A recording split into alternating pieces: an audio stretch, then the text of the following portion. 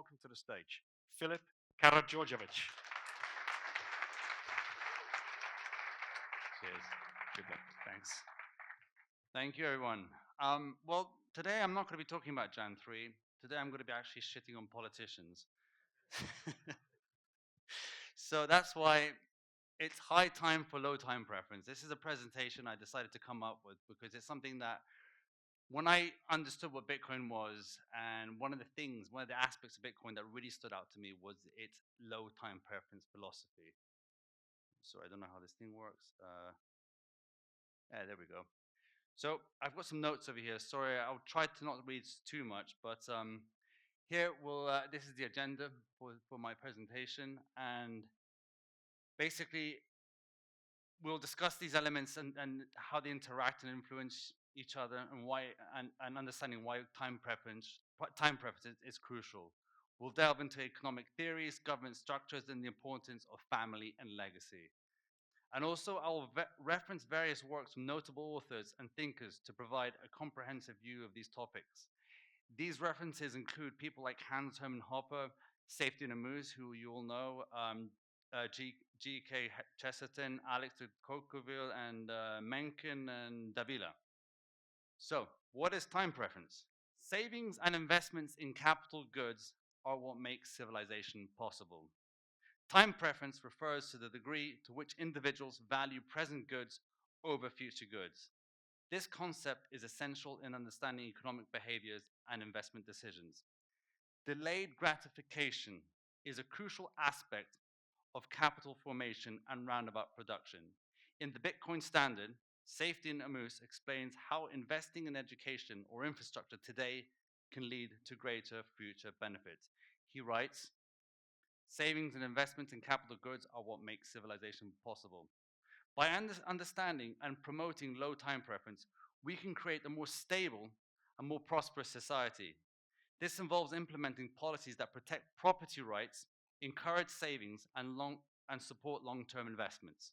High versus low time preference. High time preference is characterized by a preference for immediate consumption, often caused by insecurity, lack of property rights, and poor economic policies. Individuals with high time preferences are more likely to consume rather than save and invest. This behavior will lead to economic instability and stagnation. Hans Hermann Hoppe that is, argues that democracy by its very nature tends to promote higher time preference due to the short-term focus of elected officials who prioritize immediate rewards to secure re-election, often at the expense of long-term stability and growth. On the other hand, low time preference involves a preference for future consumption and is associated with strong property rights, knowledge, security, and stable governance. Hoppe argues that the protection of private property rights is essential for fostering an environment where low time preference can thrive. We're going to talk about fiat now. Everyone knows fiat. So,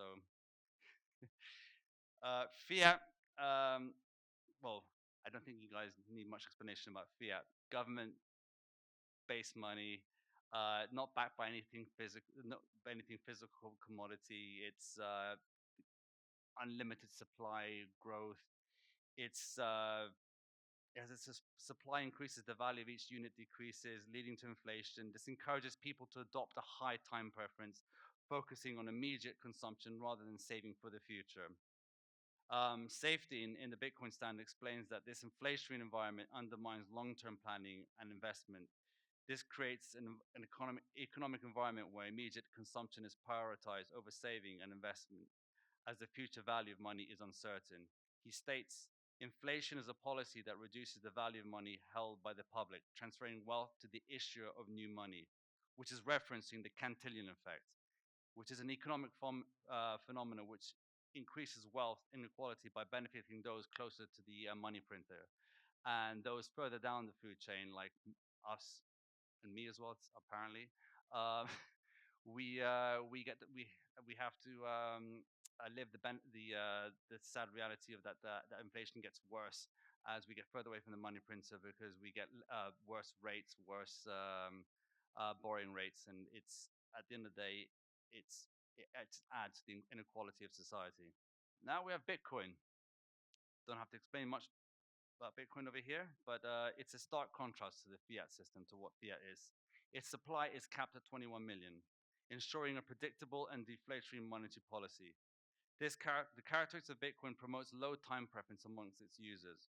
By holding Bitcoin, individuals can preserve their wealth over time, as its value is expected to increase due to the limited supply and increasing demand. Safe highlights that Bitcoin's immutable monetary policy makes it the best way to save value across time. This predictability encourages long-term planning and investment, fostering an environment where individuals can focus on future benefits rather than immediate gratification. Family and legacy.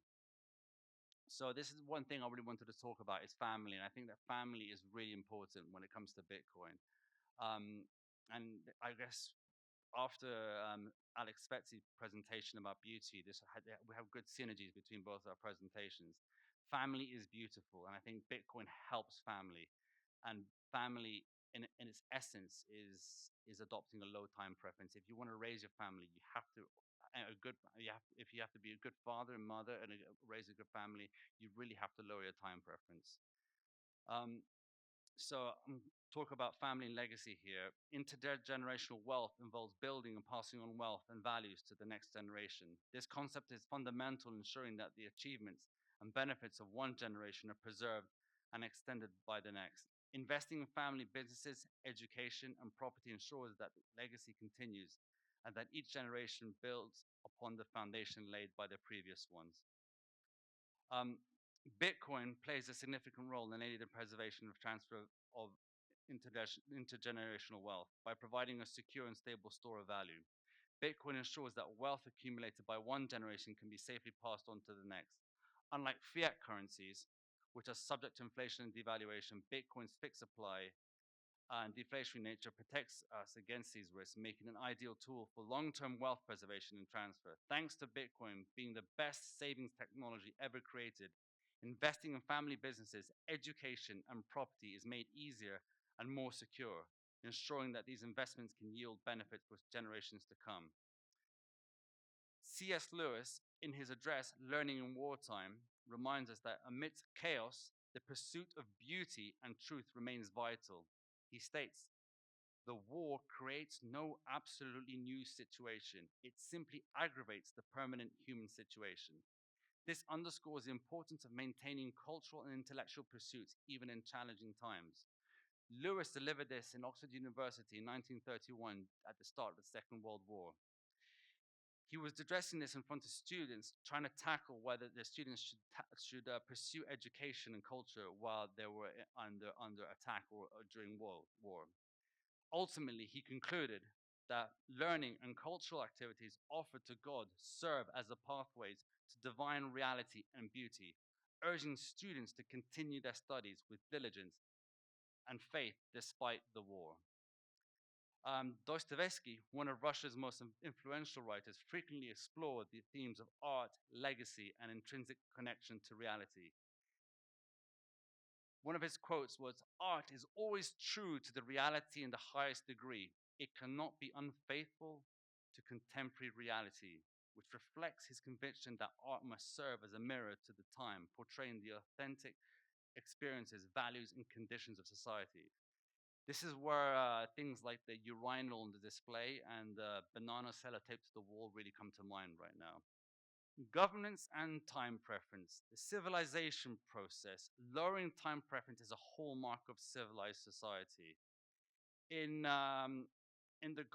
Democracy, the God of Hell by Hopper argues that the establishment and protection of private property rights are fundamental to the development of a prosperous and civilized society. He writes, "The fundamental requirement of civilization is the establishment of private property and the rule of law. This ensures that individuals can plan for the long term without fear of arbitrary confiscation and regulatory changes." Hopper explains that good governance upholds property rights, which in turn encourage investments and economic stability. When the individuals feel secure in their ownership of property and assets, they are more likely to invest in the long-term projects, such as infrastructure, education, and technological advancements. In contrast, government systems that prioritize protection of, Prince Hans Adam II of Liechtenstein also advocates for the state serving the people, ensuring that security, freedom, and property. He states that the state should serve the people and not the other way around. The state exists to ensure the security, freedom, and property of its citizens. By understanding the relationship between governance, property rights, and time preference, we can appreciate the importance of creating and maintaining institutions that support strong property rights, long-term planning, and investments. Now, democracy versus monarchy. Yeah, coming from a prince, it's kind of rich me advocating for monarchy, but I have to do it because it does make sense as a Bitcoiner. So, democracy often leads to higher time preference due to short-term election cycles and populist policies. I mean, this is obvious. This is because elected officials are motivated by the need to secure votes for the next election, leading them to prioritize immediate rewards over long-term stability and growth. Frequent policy changes and a focus on short-term gains can undermine economic stability and discourage long-term investments. Hopper, in Democracy, the God That Fell, criticizes democracy for its tendency to elevate short-term interest over long-term planning. He writes, democratic rulers are by nature high time preference individuals. They prefer current consumption over future investment because their time horizon is limited by the duration of their term in office. H.L. Mencken, a prominent American journalist, essayist, and cultural critic, was known for his sharp wit and incisive commentary on society, including democracy. His quote, democracy is the theory that the common people know what they want and deserve it to get it good and hard, encapsulates the potential pitfalls of populism and short-term thinking in democratic systems. Alex de Tocqueville was a French political thinker and historian, best known for his work Democracy in America, which is a profound analysis of the American democratic system and its implications for society. He says in Democracy in America, he explores the tensions between equality and freedom, noting that the push for equality can sometimes come at the expense of the individual freedom and long-term social stability. He writes, Americans are so enamored by equality that they would rather be equal in slavery than unequal in freedom. Monarchy. Conversely, monarchy can foster low time preference through long-term planning and stability. Monarchical systems are often characterized by generational investment and long-term national strategies. This is because monarchs who rule for life often pass down their power to descendants, have a vested interest in the long-term health and stability of their realm. So yes, sorry, when I'm talking about monarchy, I'm talking about it in the purest sense, absolute monarchy. I'm not really talking about constitutional, just to get it straight. Hopper, in Democracy, the God That Fell, argues that monarchies, due to their hereditary nature, align the ruler's interests with the long-term prosperity of the domain. Hopper writes, monarchs, unlike democratic politicians, own their country and thus have a personal interest in maintaining and increasing its value. This leads to policies that favor long-term growth and stability. Private property and civilization. Private property is like really essential for maintaining low time preference and economic stability. The protection and respect for private property rights encourage savings, investment, and long-term planning. Again, Hopper, I like to reference him a lot, emphasizes the importance of private property as the foundation of a prosperous and civilized society. He writes, only private property rights ensure that the scarce resources are used in the most efficient and value-productive manner, and that conflicts over the use of resources are minimized. Without the protection of private property, society would be in a state of constant conflict and economic stagnation.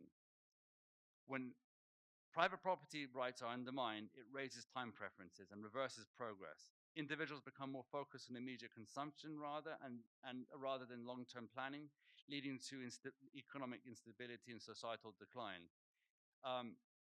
Nicolas Gomez Davila, a Colombian philosopher and writer, explores the profound impact of cultural values and the survival of civilizations. He poignantly states that violence is not necessary to destroy a civilization.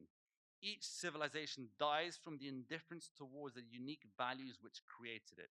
This statement highlights how neglect and disregard for foundational cultural values can lead to the decline and collapse of society. Something very evident in our world today, in many parts of our world. So this is something I wanted to raise, is that how Bitcoin, monarchy, and strong property rights actually lead to less crime and conflict. Again, Hopper, in Democracy, the God That Fails, writes, strong property rights are what are foundational to creating a predictable and peaceful society.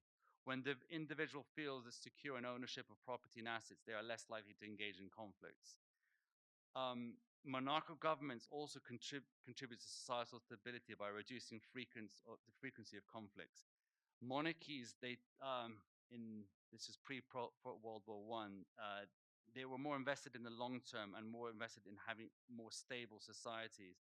So their conflicts were much more strategic and concentrated, rather than post World War One, after the creation of fiat, where we see this constant state of perpetual warfare and fiat wars, from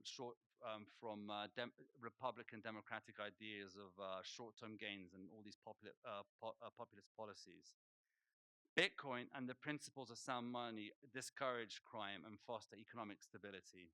Bitcoin's immutable monetary policy and the transparency of its time chain make it difficult to use for illicit activities. Ultimately, the combination of strong property rights and monarchical governments and a Bitcoin standard creates an environment where crime and conflict are less prevalent. By securing property rights and fostering economic stability, we can build a more peaceful and prosperous society. The role of family in society. The family serves as a foundation for maintaining low time preference and cultural continuity. It is within the family unit that individuals learn the values and behaviors that shape their preferences and actions throughout their lives. Through education, moral values, financial literacy, families play a crucial role in shaping future generations. G.K. Chesterton, an influential English writer, philosopher, and critic, in his work What's Wrong with the World, argues for the importance of traditional family roles. He states, the world outside the home was one of mass narrowness, a maze of cramped paths, a madhouse of monomaniacs. Chesterton's observation highlights the stability and the broad scope of activities within a family, contrasting it with the narrowness and confusion often found outside. Traditional family roles provide us with a sense of purpose and structure, essential for developing low time preferences and long-term planning. Of course, I had to have a whole slide on Hans Hermann Hoppe, but I thought this quote was beautiful because it states that the saver investor, that could be the Bitcoiner, initiates a process of civilization in generating a tendency to fall in generating a tendency towards a fall in the rate of time preference. He and everyone directly or indirectly connected to him through a network of exchanges matures from childhood to adulthood, from barbarism to civilization. I think that's a beautiful quote about low time preference, adopting it, and it hits me. I mean, it's quite emotional when I read that, because as I become more aware of what Bitcoin means to me and my family, and the network of people I meet here in conferences and around the world, that's how we all have similar views. We may not agree on everything, but we align on the idea of family values and of low time preferences, and that network of well, I guess that network gets us to a more civilized society, I guess. I mean, so I didn't really say that very well, but the future with Bitcoin and monarchy, a path to stability and prosperity. As I come to the end of the presentation, I want to summarize the key points that we've covered. That is Bitcoin, private property, monarchy, and family. And we explore how Bitcoin is a crucial element that enables the progress of families and civilization. Firstly, understanding time preference is essential for recognizing how individuals and societies make decisions regarding consumption and investment. Lowering time preference leads to increased savings, investment, and long-term planning. Bitcoin, as a decentralized deflationary currency, encourages low time preference by providing a stable store of value. Then I talked about monarchical systems and their emphasis on generational continuity and long-term strategies, which provide a stable environment conducive to economic and cultural prosperity. That monarchies also are strong believers of having strong property rights, which is really important for lowering our time preference. And finally, the family as the foundation of society plays a crucial role in maintaining low time preference and cultural continuity. Through education, moral values, traditions, and financial literacy, families shape future generations, ensuring that the values and practices that support low time preferences are passed down. And now, thanks to Bitcoin, Bitcoin, I believe, is a missing piece in progressing civilization further by protecting individuals and families. By providing a reliable store of value that is not subject to the whims of governmental policies and inflation, Bitcoin allows families to save and plan for the future with confidence. With Bitcoins, with Bitcoin, sorry, sound like Trump over there. With Bitcoin, families can build intergenerational wealth, ensuring that each generation can build upon the success of the previous one. And here's just as a difficulty adjustment in Bitcoin protocol is the crucial factor that harmonizes all its underlying technologies, making Bitcoin scalable and robust. Bitcoin itself acts as the missing key for advancing human civilization. The difficulty adjustment ensures Bitcoin's stability and resilience by adjusting the computational effort needed to mine new blocks, maintaining a consistent rate of block creation despite fluctuations in network activity. Similarly, Bitcoin provides the economic stability needed for families and societies to flourish, enabling long-term investments and the preservation of wealth across generations. By integrating Bitcoin into our lives, we create an economic environment that supports true sustainable growth and societal progress, much like how the difficulty adjustment integrates and secures the various components of Bitcoin's technology. As Nietzsche's thoughts on historical awareness and future planning reminds us, learning from the past and making informed decisions are crucial for building a better future. By embracing a Bitcoin standard, we can foster a society that values long-term prosperity over short-term gains, ensuring a stable and prosperous future for all. In essence, by prioritizing low time preference and embracing Bitcoin, we create a stable and prosperous society that benefits both present and future generations. It is through careful planning, respect for private property, and the nurturing of cultural and moral values within the families that we can achieve this goal. Thank you very much. Sorry, just some of the references, the key ones on top, obviously I had to put hands on top, safe goes second. Prince Hans Adam, great book if you haven't read that. And then Josh Dolani, that's his Twitter handle. Check him out. His book, Hit Reverse, New Ideas from Old Books, gave me a lot of gold, or I should say Bitcoin, for the other references I used in my essay that I just read out to you. So thank you very much, and looking forward to speaking to a lot of you guys later. Thanks. Bye. Wait there, Philip. Wait there. Yeah, Wait there. I wanna ask you a question, and I know a lot of people come in from the other room there towards the end. So Gen 3, I remember a little personal story here. I remember when your video went viral. Who saw his video go viral on Twitter when he was on the chat show in Serbia? Did anyone see that? My wife and my daughter, because I forced them to sit down at the kitchen table and say, look what he's saying. He says all the same things I say, and he's a prince and shit. Like, this is amazing. Like, all of a sudden, Bitcoin had a royal kind of stamp of approval. But I remember watching it. I've watched the video back many times, and we talked a bit about this on the podcast that we did. He asked you, because your previous role was a financial advisory role, and he asked you for investment advice, the show host, Oh yeah, I in remember that. crypto. In crypto, no. He asked, yeah, is it now a good time to talk about crypto? Yes. And that's what got me riled up. And I said, no, it's not about crypto. It's all about Bitcoin. But it was the pause. Yeah. It was the pause that was the gold. If you go back and watch it, he's kind of like gasps, and his wife's sitting next to him on the couch, and I know what's going through her head. Don't you fucking dare talk about don't do this, not now on national television. And he did. And he went for 2 minutes. 2 minutes talking about Bitcoin, educating the host and obviously the live TV Serbian audience. He did say, yeah, he stopped me at, I believe we should take the state away from the money away from the state. He's like, oh, should we stop you there? I was like, no, it's good.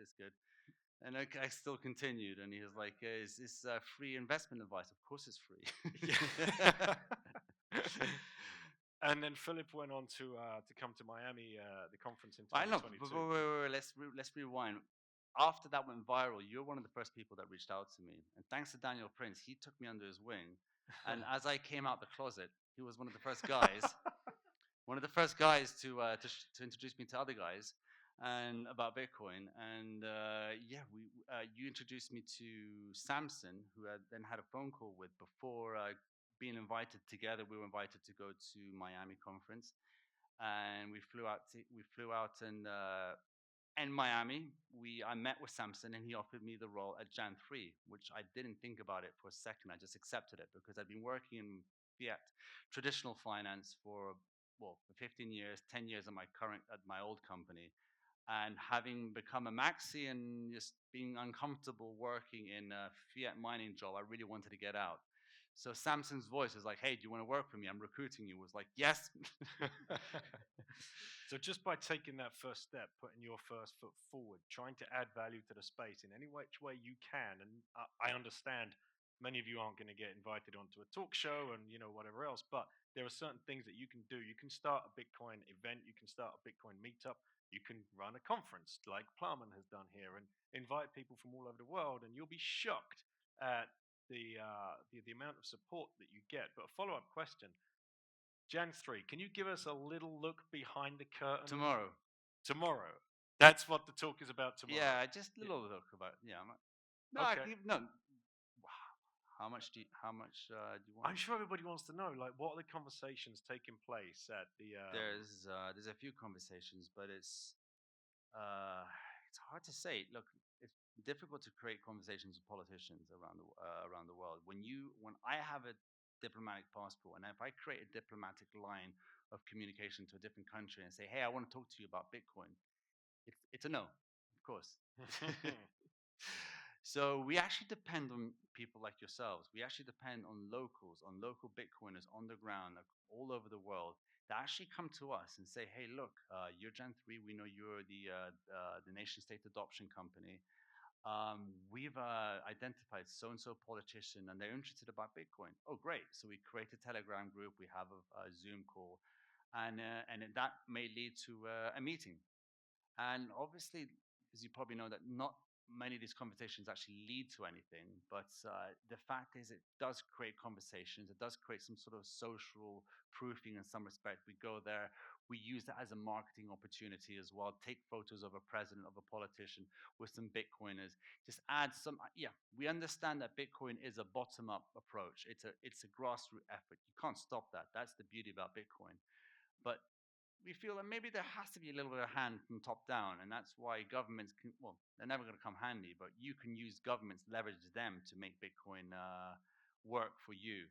And if you introduce them to how Bitcoin can help them and how they can help their subjects, then that's beneficial. Say, for example, one of the areas that we like to work on is mining ventures, like a joint venture in mining.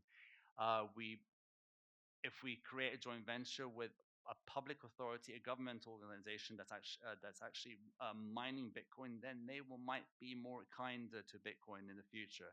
They might actually start to understand it better, and then to regulate it better, meaning that they will actually don't understand that Bitcoin doesn't need much regulation, but obviously regulate the shit out of shitcoins because they're all securities. So it's all about education, really. That's what we're focusing on at a global level. And there are some interesting conversations happening around the world. I can't divulge on much, but we're continuing. And I think now with the thanks to the ETFs and the institutional adoption that we've seen happening this year, from the beginning of this year when it happened, that there's more interest, and the bull market has only just started getting going. And I mean, I don't think there's going to be any countries adopting Bitcoin like El Salvador did. We think that that's an outlier. We won't get another Bukele, but you never know what Bill Run can do to some countries. But we think maybe in the next 10 years, after two democratic election cycles, woohoo, that we will get maybe more people putting it on the platforms. This is what we were saying a few months ago. Then we saw that President Trump, he could be President Trump again, actually talking about it and he was very pro US dollar and anti crypto, but then he's like, oh no, I'm going to protect your bitcoins, plural, against some Elizabeth Warren and her goons. And he also said self-custody, which is huge for an ex-president, and could be the next sitting president, to say self-custody. That is massive. So I think yeah, Bitcoin doesn't give a shit about the governments really, but I think we gotta play them and gotta understand how they work to make Bitcoin work, and we have to be intelligent and strategic. So that's what we're doing, Jan 3. All right, excellent. And to be discussed at length again tomorrow. Thank you very much. Thank you. Thank you. Cheers, Dan.